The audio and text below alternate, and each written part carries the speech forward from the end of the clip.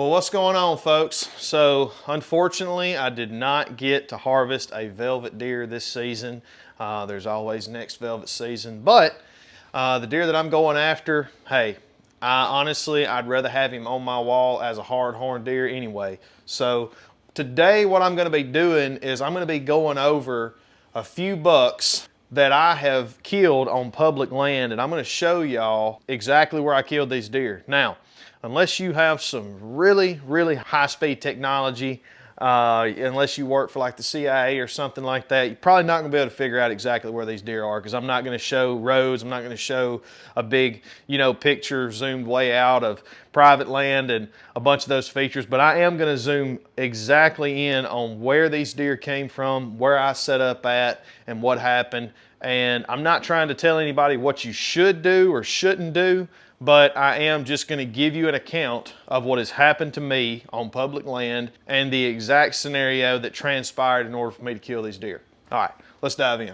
All right, so this first buck that I'm gonna show y'all, and all of these deer were harvested in October of 2018, 2019, and 2020. Okay, it's kind of crazy how every October, 3 years in a row, I got a good buck on public with a bow. So this first deer, okay, we've got a power line that you can see right here, and this whole part of the power line that we wanted to scout was really grown up. It was probably 8 feet at its highest and as low as your knees at some points. But you could tell in this power line that these deer were bedded here. So we start off and we start scouting this power line, and all of a sudden I see a rub that's about right here, and it's on kind of a little walk trail, kind of a deer trail, and it is right there. I mean, it's just a small tree, and it's rubbed up and down. It's got shavings on the ground, so I know it's fresh. And just to the right on that tree line, like right here, there's a tree, one tree that you can climb. So that's exactly what I did. I looked over and I said, I'm gonna climb that tree. Now, the wind was going to be blowing from this direction over here going this direction. All right, so I guess that would be, it was coming out of the northwest. And so I was thinking all these deer are going to be coming from the northwest, and they're bedding all up and down in this TVA line. So I'm going to set up right here, face the TVA line, catch them coming through this deer trail, and see if I can't smoke one. Well, what happened was the wind switched out of the southeast, which I was kind of, disappointed in, just like most of us are when we get in the stand and the wind swaps. And I'm thinking, well, I'm blown. But if you look on here, we change our layers to go to tree crops and soil, and then go down to acre and producing oaks. You can see all of these red blocks are oak trees. And now this right here is going to be, that's going to be saplings, so that doesn't really count. But all of this right in here are red oaks all throughout this bottom that these deer can feed on.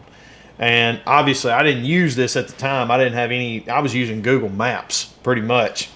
With that being said, there's food all over the place, all around this bedding area.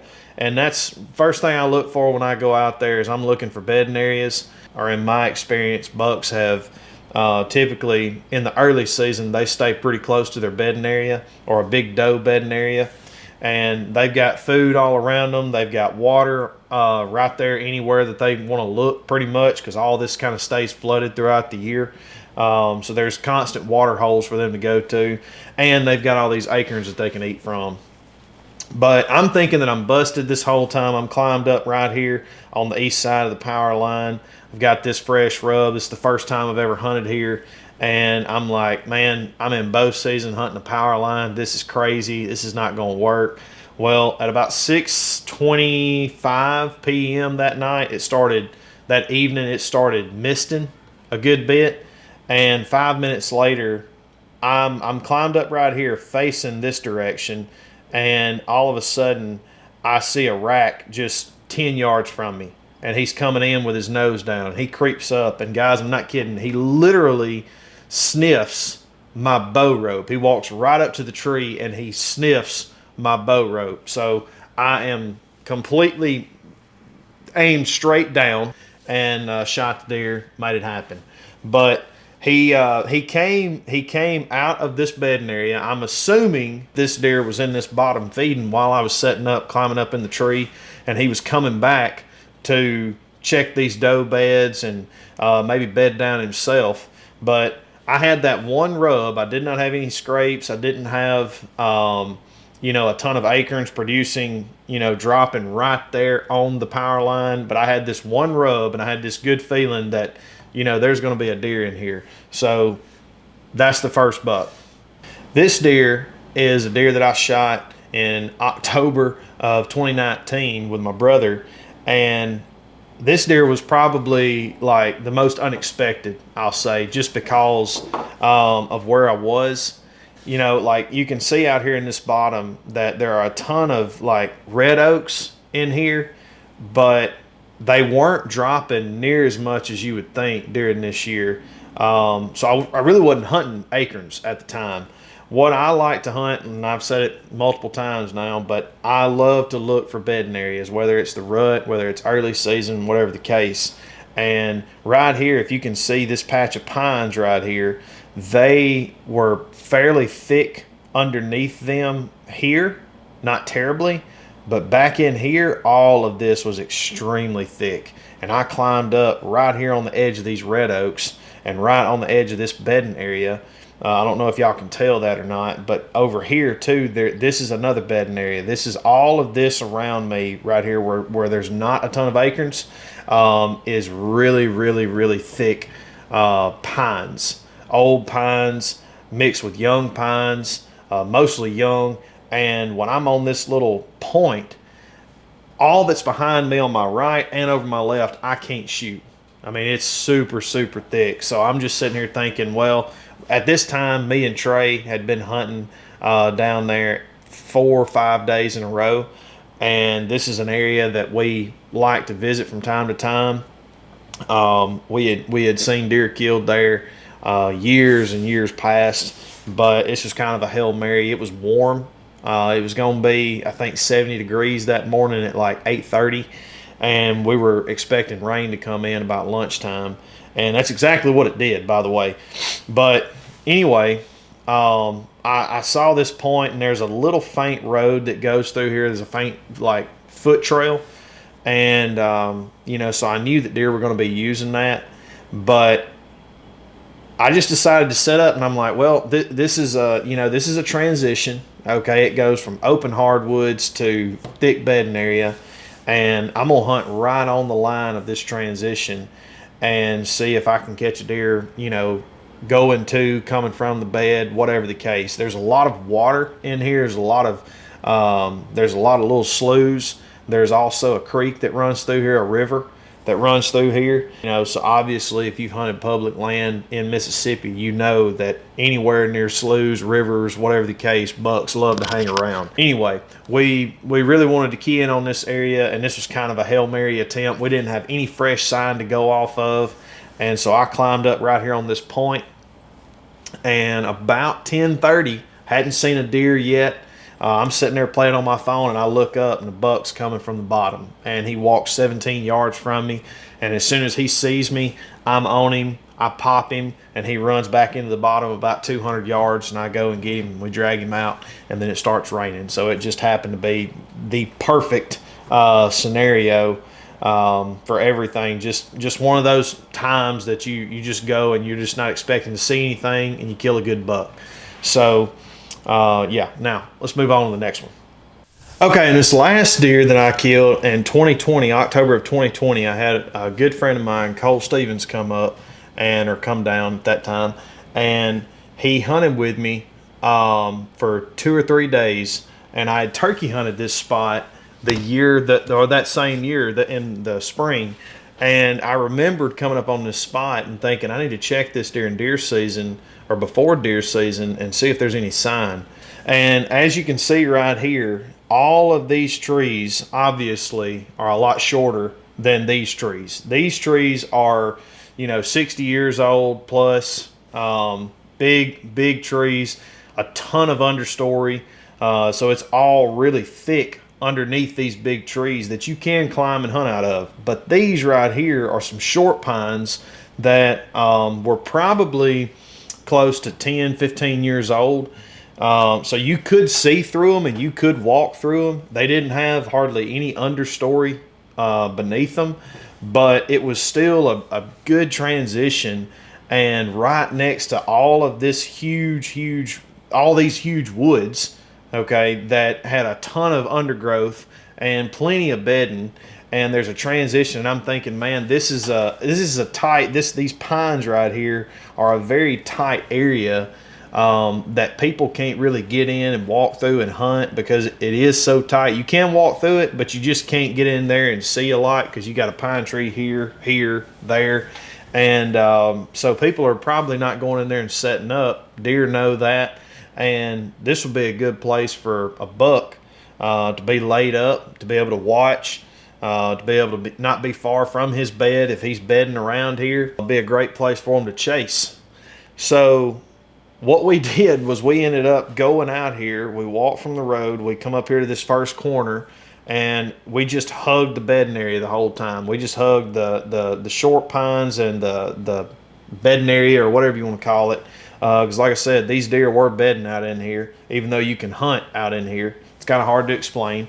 But we just walked this line right here, and we were going to walk all the way around it and make a huge circle and go back to the truck. Well, once we got to about right in here, okay, there was a scrape, and right in front of it there, about another 20, 30, 40 yards, there was another scrape right in here.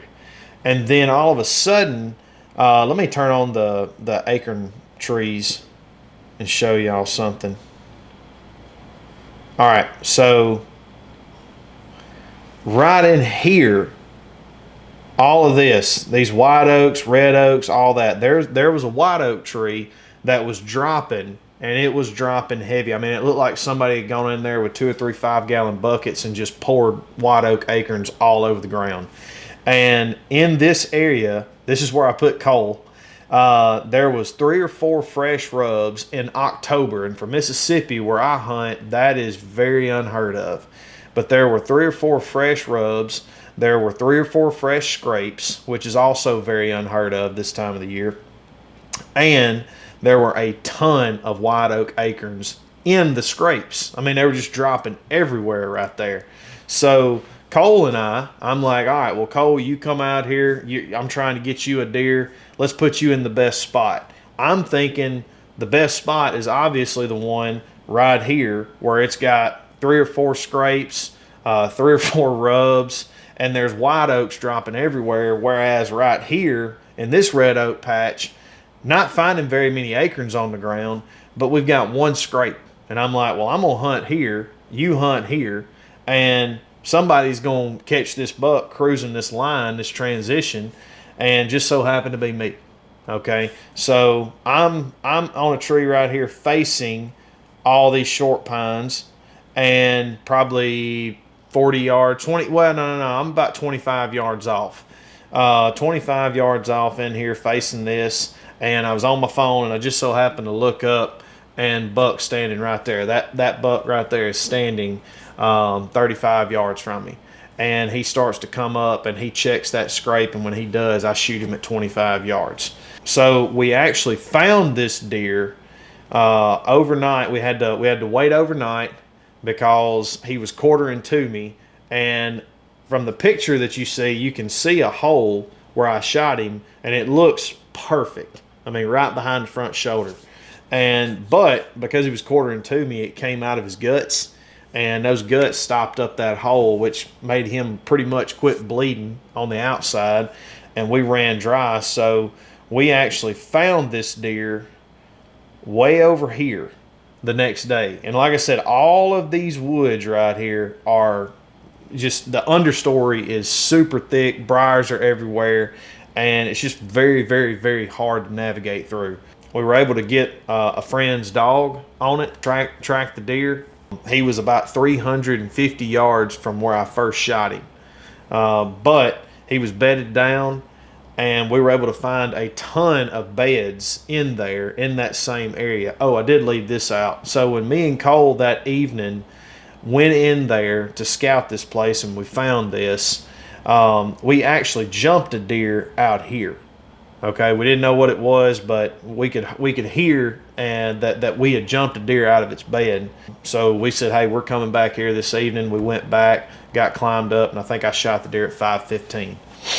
But yeah, this deer, he come out, he checked this first scrape. I don't know why he came out right here and didn't come out right where Cole was, where all the feed was, where all the I should say food, where all the food was, where all the scrapes, the rubs. But he came out right there. You know, he ended up checking that first scrape, and I was able to make a decent shot, put him down, and found him the next day. So I know this is kind of limited on the information, but I wanted to give you guys just an exact location, okay, of where I killed these deer and what they did, and give you some of the details. And hopefully that will help y'all throughout this season, especially the early season. You know, may give y'all some ideas of where to scout, where to hunt, what to look for.